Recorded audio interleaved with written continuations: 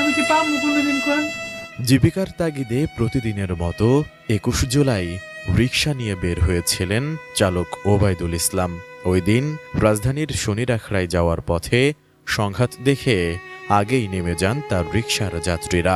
পরে যাত্রাবাড়ির দনিয়া এলাকার একটি হাসপাতালের সামনে দিয়ে যাওয়ার সময় গুলিবিদ্ধ এক কিশোরকে ঢাকা মেডিকেল কলেজ হাসপাতালে নিয়ে যাওয়ার জন্য তাকে অনুরোধ জানান পথচারী দুই যুবক।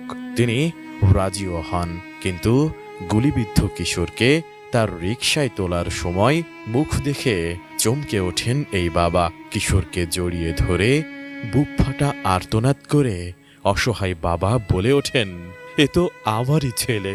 এ সময় তার আহাজারিতে ভারী হয়ে ওঠে পুরো এলাকা। আমি টান দিয়ে গেটের সামনে এসে দেখি আমার ছেলে গেলাস